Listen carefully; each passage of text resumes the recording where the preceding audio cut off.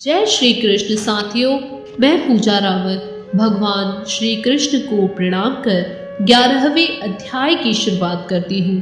11वां अध्याय श्रीमद् भागवत गीता का विश्व रूप दर्शन योग है।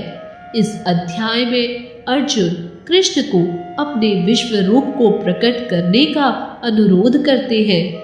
अर्जुन कृष्ण से कहते हैं, हे मधुसूदन, आपने मुझ पर अनुग्रह कर परम गोपनीय आध्यात्मिक वचनों और उपदेशों को कहा। इन्हीं उपदेशों के कारण मेरा यह अज्ञान नष्ट हो गया है। जिस प्रकार अध्यापक के विषय का ज्ञान देने के पश्चात विद्यार्थियों के सभी प्रकार के प्रश्नों का उत्तर मिल जाता है, ठीक उसी प्रकार कृष्ण के दिए गए ज्ञान से अर्जुन का समस्त अज्ञान नष्ट हो गया है। अर्जुन कहते हैं, क्योंकि हे मधुसूदन, मैंने आपसे भूतों की उत्पत्ति और प्रलय विस्तार पूर्वक सुने हैं तथा आपकी अविनाशी अर्थात कभी न खत्म होने वाली महिमा भी सुनी। यहाँ अर्जुन कृष्ण से कहते हैं, आप अपने को जैसा कहते हैं यह ठीक ऐसा ही है, परंतु हे पुरुषोत्तम, आपके ज्ञान, ऐश्वर्य, शक्ति, बल, पराक्रम, तेज से युक्त ऐश्वर्य को मैं प्रत्यक्ष देखना चाहता हूँ। जिस प्रकार एक साइंटिस्ट प्रयोगों की विषयों पर तो विश्वास करता है, परंतु जब तक वह प्रयोगों को अपने द्वारा स्पष्टतः नहीं देखता या करता, वह पूर्णतः उसे नहीं समझ पाता, ठीक उसी प्रकार से अर्जुन कृष्ण की महिमाओं पर तो विश्वास करते हैं, परंतु उन्हें प्रत्यक्ष रूप से देखकर और अधिक जानने के इच्छुक हैं। हे प्रभु, यदि मेरे द्वारा आपका वह रूप देखा जाना सही है, ऐसा आप मानते हैं, तो हे योगेश्वर, उस अविनाशी स्वरूप को मुझे दर्शन कराइए। श्री कृष्ण बोले, हे पार्थ, अब तू मेरे सैकड़ों हजारों अलग अलग प्रकार के अलग वर्ण और अलग आकृति वाले उन अलौकिक रूपों को देख। कृष्ण कहते हैं, हे भरतवंशी अर्जुन, तू मुझ में अदिति के 12 पुत्रों को, 8 वसुओं को, 11 रुद्रों को, दोनों अश्विनी कुमारों को और 49 मुरुदगण को देख तथा और भी बहुत से पहले न देखे हुए आश्चर्यमय रूपों को देख। हे अर्जुन, अब इस मेरे शरीर में एक जगह स्थित चराचर सहित संपूर्ण जगत को देख तथा और भी जो कुछ देखना चाहता है सो देख, परंतु मुझको तो इन अपने प्राकृतिक नेत्रों द्वारा देखने में निसंदेह समर्थ नहीं है। इसी से मैं तुझे दिव्य अर्थात अलौकिक नेत्र देता हूँ। इससे तू मेरी ईश्वरीय योग शक्ति को स्पष्टतः देख सकेगा। संजय धृतराष्ट्र को बताते हैं कि हे राजन, महायुगेश्वर और सब पापों के नाश करने वाले भगवान श्री कृष्ण ने इस प्रकार कहकर उसके पश्चात अर्जुन को परम ऐश्वर्य दिव्य स्वरूप दिखलाया।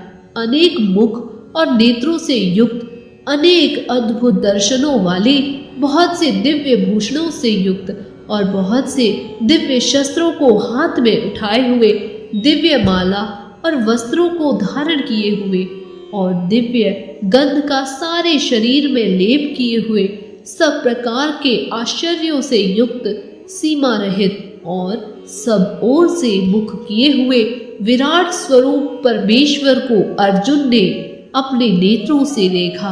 आकाश में हजारों सूर्यों के एक साथ उदय होने से जो प्रकाश होता है, वह भी उस विश्व रूप परमात्मा के प्रकाश के सदृश कदाचित ही होगा। अर्थात यदि एक साथ हजारों सूर्य जब उज्जवल हो जाएं, जितना प्रकाश वो सूर्य करेंगे, उससे भी अत्यधिक मात्रा में वो प्रकाश उस परमात्मा में दिखलाई पड़ा। पांडुपुत्र अर्जुन ने उस समय अनेक प्रकार से विभक्त अर्थात पृथक पृथक संपूर्ण जगत को देवों के देव श्री कृष्ण भगवान के शरीर में एक जगह स्थिर देखा। उसके अनंतर वे आश्चर्य से चकित और पुलकित शरीर अर्जुन प्रकाशमय विश्व रूप परमात्मा को श्रद्धा, भक्ति सहित सिर झुका प्रणाम करके हाथ जोड़कर बोले। अर्जुन बोले, हे देव, मैं आपके शरीर में सभी प्रकार के देवों को तथा अनेक भूतों के समुदायों को, कमल के आसन पर विराजित ब्रह्मा को, महादेव को, संपूर्ण ऋषियों को तथा दिव्य सर्पों को देखता हूँ। हे संपूर्ण विश्व के स्वामी, आपको अनेक भुजा, पेट, मुख और नेत्रों से युक्त तथा सब ओर से अनंत रूपों वाला देखता हूँ। हे विश्वरूप, मैं आपके न तो अनंत को देखता हूँ, न मध्य को और न ही आदि को ही। आपको मैं मुकुट युक्त, गदा युक्त, चक्र युक्त तथा सब ओर से प्रकाशमान तेज के पुंज, प्रज्वलित अग्नि और सूर्य के समान ज्योति युक्त, कठिनता से देखे जाने योग्य और सब ओर से अप्रमेय स्वरूप देखता हूँ। आप ही जानने योग्य परम अक्षर अर्थात परम ब्रह्म परमात्मा हैं। आप ही इस जगत के परम आश्रय हैं। आप ही धर्म के रक्षक हैं और आप ही अविनाशी सनातन पुरुष हैं, ऐसा मेरा मत है। आपको आदि अंत और मध्य से रहित है, अंततः सामर्थ्य से युक्त, अनंत भुजा वाले, चंद्र सूर्य रूप नेत्रों वाले, प्रज्वलित अग्नि रूप मुख वाले और अपने तेज से इस जगत को संतप्त करते हुए देखता हूँ। हे महात्मन, यह स्वर्ग और पृथ्वी के बीच का संपूर्ण आकाश तथा सब दिशाएं एक आपसे ही तो परिपूर्ण है तथा आपके इस अलौकिक और भयंकर रूप को देखकर तीनों लोग अति व्यथा को प्राप्त हो रहे हैं। वे ही देवताओं के समूह आप में प्रवेश करते हैं और कुछ भयभीत अथवा डरे होकर हाथ जोड़े आपके नाम और गुरों का उच्चारण करते हैं तथा महर्षि और सिद्धों के समुदाय कल्याण हो ऐसा कहकर उत्तम स्त्रोतों द्वारा आपकी पूजा अर्चना करते हैं, जो 11 रुद्र और 12 आदित्य तथा 8 वसु, सात्यगण, विश्वदेव, अश्विनी कुमार और मरुदगण और पितरों का समुदाय तथा गंधर्व, यक्ष, राक्षस और सिद्धों के समुदाय हैं। वे ही विस्मित होकर आपको देखते हैं। हे महाबाहो, आपके बहुत मुख और नेत्रों वाले बहुत हाथ, जंघा और पैरों वाले बहुत उदरों वाले और बहुत सी दाढ़ों के कारण अत्यंत विकराल महान रूप को देखकर सब लोग व्याकुल हो रहे हैं तथा मैं स्वयं भी भयभीत हो रहा हूँ, क्योंकि हे विष्णुवो, आकाश को स्पर्श करने वाली दैदीप्यमान अनेक वर्णों युक्त तथा फैलाए हुए मुख और प्रकाशमान विशाल नेत्रों से युक्त आपको देखकर भयभीत अंतःकरण वाला मैं धीरज और शांति नहीं पाता हूँ। दाढ़ों के कारण विकराल और प्रलय काल की अग्नि के समान प्रज्वलित आपके मुख को देखकर मैं दिशाओं को नहीं जानता हूँ और सुख भी नहीं पाता हूँ। इसलिए हे देवेश, हे जगन निवास, आप प्रसन्न होइए। वे सभी धृतराष्ट्र के पुत्र राजाओं के समुदाय सहित आप में प्रवेश कर रहे हैं और भीष्म पितामह, द्रोणाचार्य तथा वह कर्ण और हमारे पक्ष के भी प्रधान योद्धाओं सहित सब के सब आपके दाढ़ों के कारण विकराल भयानक मुखों से बड़े वेग से दौड़ते हुए प्रवेश कर रहे हैं और कई एक चूर्ण हुए सिरों सहित आपके दांतों के बीच में लगे हुए दिख रहे हैं। जैसे नदियों के बहुत से जल के प्रवाह स्वाभाविक ही समुद्र के सम्मुख समुद्र में प्रवेश करते हैं, वैसे ही वे नर्क लोक के वीर भी आपके प्रज्वलित मुखों में प्रवेश कर रहे हैं। जैसे पतंग मोहवश नष्ट होने के लिए प्रज्वलित अग्नि में अति वेग से दौड़ते हुए प्रवेश करते हैं, वैसे ही ये सब लोग भी अपने नाश के लिए आपके मुखों में अति वेग से दौड़ते हुए प्रवेश कर रहे हैं। आप उन संपूर्ण लोगों को प्रज्वलित मुखों द्वारा ग्रास करते हुए सब ओर से बार बार चाट रहे हैं। हे विष्णुवो, आपका उग्र प्रकाश संपूर्ण जगत को तेज के द्वारा परिपूर्ण करके तपा रहा है। मुझे बतलाइए कि आप उग्र रूप वाले कौन हैं? हे देवों में श्रेष्ठ, आपको मैं नमस्कार करता हूँ। हे आदि पुरुष, आपको मैं विशेष रूप से अंतर्मन से जानना चाहता हूँ, क्योंकि मैं आपकी प्रवृत्ति को नहीं जानता। श्री भगवान बोले, मैं लोगों का नाश करने वाला बड़ा हुआ महाकाल हूँ। इस समय लोगों को नष्ट करने के लिए प्रवृत्त हुआ हूँ। इसलिए जो प्रतिपक्षियों की सेना में स्थित योद्धा लोग हैं, वे सब तेरे बिना भी नहीं रहेंगे, अर्थात तेरे युद्ध करने या ना करने से इन सब का नाश हो जाएगा या नहीं भी होगा, परंतु तेरे युद्ध करने ना करने से इसे कोई फर्क नहीं पड़ेगा। यदि तू युद्ध करता है तो इनकी मृत्यु का कारण बनेगा, और यदि नहीं करेगा तो भी मैं इनको अवश्य ही मारूंगा। अतएव तू उठ, यश प्राप्त कर और शत्रुओं को जीत कर धन धान्य से संपन्न राज्य का सुख भोग। ये सब शूरवीर पहले ही से मेरे द्वारा ही मारे हुए हैं। हे स्वसाचिन, तू तो केवल निमित्त मात्र बन जा।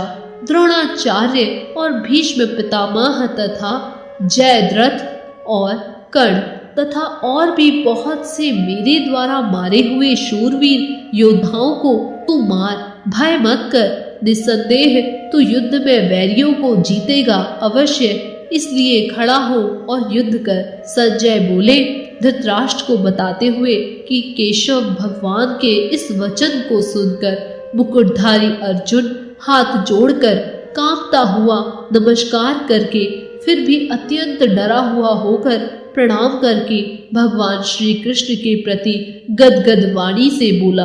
अर्जुन बोले, हे अंतर्यामी, यह योग्य ही है कि आपके नाम, गुण और प्रभाव के कीर्तन से जगत अति हर्षित हो रहा है और अनुराग को भी प्राप्त हो रहा है, तथा भयभीत राक्षस लोग दिशाओं में भाग रहे हैं और सब सिद्ध गणों के समुदाय नमस्कार कर रहे हैं।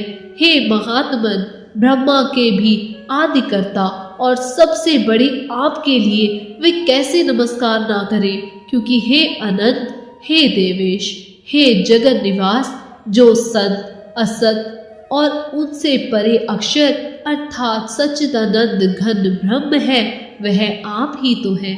आप आदिदेव और सनातन पुरुष हैं। आप इस जगत के परम आश्रय और जानने वाले तथा जानने योग्य और परम धाम है। हे अनंत रूप, आपसे यह सब जगत व्याप्त अर्थात परिपूर्ण है। आप वायु, यमराज, अग्नि, वरुण, चंद्रमा, प्रजा के स्वामी ब्रह्मा और ब्रह्मा के भी पिता हैं। आपके लिए हजारों बार नमस्कार हो, आपके लिए फिर भी बार बार नमस्कार ही है। हे अनंत सामर्थ्य वाले, आपके लिए आगे से और पीछे से भी नमस्कार है। हे सर्वात्मन, आपके लिए सब ओर से नमस्कार हो, क्योंकि पराक्रमशाली आप समस्त संसार को व्याप्त किए हुए हैं। इससे आप ही सर्वरूप हैं।